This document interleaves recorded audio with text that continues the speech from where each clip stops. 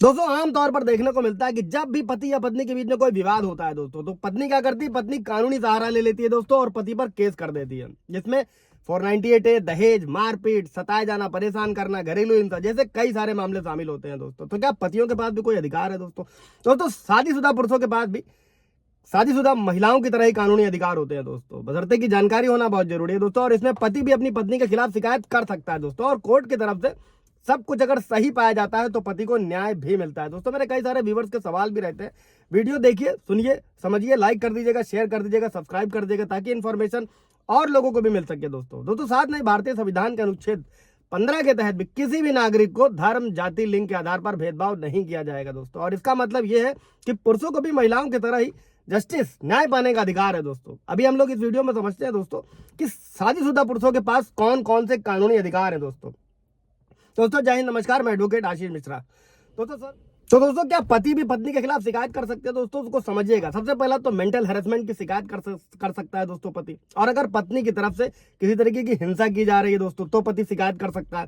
इसी के बाद दहेज के अगर झूठा मुकदमा लिखाया गया है दोस्तों, तो उसके खिलाफ शिकायत कर सकता है। गाली और धमकी देने पर भी पत्नी के खिलाफ शिकायत करी जा सकती है। अगर पत्नी मायके में पड़ी हुई तो उसकी भी शिकायत की जा सकती है। इसके लिए हिंदू मैरिज एक्ट सेक्शन 9 के तहत अपील की जा सकती है दोस्तों। इसमें कोर्ट क्या करेगा, इसमें कोर्ट पत्नी को आदेश करेगा कि वो पति के साथ रहे। अगर फिर भी आकर पत्नी नहीं रहना चाहती है तो उसे कोर्ट को वाजिब रीजन बताने होंगे दोस्तों। इसके दो बेनिफिट आपको भविष्य में मिलते हैं कि आप तो पत्नी को रखना चाहते थे, मेंटेनेंस में आपको मदद मिलेगी। अगर पत्नी झूठे मुकदमे दर्ज कराती है तो उसमें भी बेनिफिट आपको मिलेगा, क्योंकि आपने सेक्शन 9 हिंदू मैरिज एक्ट डाला हुआ था दोस्तों। इसके बाद आप क्या शिकायत कर सकते हैं? अगर पत्नी किसी तरीके से मारपीट करती है तो उसकी शिकायत की जा सकती है। हाँ, अगर किसी के साथ रिलेशन है, अफेयर चल रहा है, एडल्ट्री में रह रही, तो उसके खिलाफ भी कंप्लेन करी जा सकती है और इस ग्राउंड पर डाइवोर्स भी लिया जा सकता है दोस्तों, बशर्ते कि प्रूफ करने की जिम्मेदारी पति पर होती है। इस पर मैंने वीडियो बनाया हुआ है, आप जाकर देख सकते हैं दोस्तों। और इसके बाद अगर पति अपनी पत्नी के खिलाफ कानूनी मदद लेता है दोस्तों, तो हिंदू मैरिज एक्ट के तहत वो अपनी पत्नी से मेंटेनेंस भी मांग सकता है दोस्तों। हालांकि ये तभी संभव होता है जब पत्नी नौकरी करती है। और इसके अलावा पत्नी की तरह ही पति भी कोर्ट में तलाक को लेकर याचिका दायर कर सकता है दोस्तों। शादी खुद से बनाई गई प्रॉपर्टी पर अगर पति खुद से कोई प्रॉपर्टी बनाता है दोस्तों, तो उस पर सिर्फ और सिर्फ पति का ही अधिकार होता है। उस पर पत्नी का किसी भी तरीके का कोई अधिकार नहीं होता है दोस्तों। उस पर पूरा ब्रीफ वीडियो है, वो जाकर आप देख सकते हैं दोस्तों। अभी हम लोग ये समझते हैं दोस्तों कि मेंटेनेंस, भरण पोषण, आप लोगों ने भी सुना होगा कि अंतरिम जो भरण पोषण होता है, मेंटेनेंस की राशि होती है, वो फर्स्ट डेट से ही बांध दी जाती है दोस्तों। मुकदमा लड़ना आपकी जिम्मेदारी, अधिकारों को समझते रहिएगा। उस पर मैंने पूरा ब्रीफ वीडियो भी पीछे बनाया हुआ, आप जाकर समझ सकते हैं दोस्तों। कब आप भरण पोषण यानी मेंटेनेंस देने से पत्नी को मना कर सकते हैं दोस्तों। कई केसेस में हस्बैंड अपनी वाइफ को भरण पोषण देने से मना कर सकते हैं दोस्तों, लेकिन इसके कुछ ग्राउंड होते हैं, कुछ आधार होते हैं, उनको समझ लीजिएगा।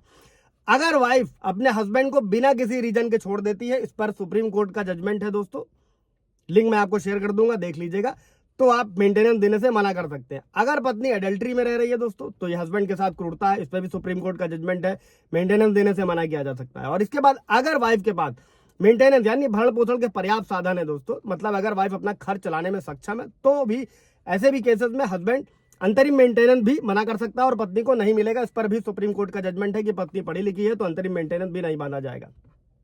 इसके बाद दोस्तों अगर वाइफ की दूसरी शादी हो जाती है, अगला, अगर हस्बैंड खुद की जरूरतों के लिए और कार्रवाई के लिए कोर्ट की फीस भरने में असमर्थ होता है दोस्तों, लेकिन उसकी वाइफ फाइनेंशियली मेंटेन्ड है, फाइनेंशियली इंडिपेंडेंट है, तब भी हस्बैंड वाइफ को खर्चा देने से मना कर सकता है दोस्तों। साथ ही ऐसे केसेस में कोर्ट वाइफ को डाइवोर्स की कार्रवाई की फीस भरने और हस्बैंड को गुजारा भत्ता देने के लिए भी ऑर्डर कर सकती है दोस्तों। इससे रिलेटेड कोई सवाल जवाब होगा दोस्तों तो पूछ लीजिएगा। और अगर एक चीज और समझिएगा दोस्तों कि अगर आप भी मुकदमा लड़ना चाहते हैं दोस्तों, और अगर आपके पास कानूनी लड़ाई लड़ने के लिए पैसे नहीं है दोस्तों, तो इसके लिए आप नालसा की वेबसाइट जा सकते हैं, नेशनल लीगल सर्विसेज अथॉरिटी, वहां पर जाकर ऑनलाइन अप्लाई कर सकते हैं। इसके अलावा आप ऑफलाइन डीएलएस से यानी कि डिस्ट्रिक्ट लीगल सर्विसेज अथॉरिटी, जिला विधिक सेवा प्राधिकरण, यह हर जिले में होता है, आप जाकर अप्लाई कर सकते हैं और अपने लिए निःशुल्क विधिक सहायता प्राप्त कर सकते हैं दोस्तों। इससे रिलेटेड कोई सवाल जवाब होगा पूछ लीजिएगा। Thank you.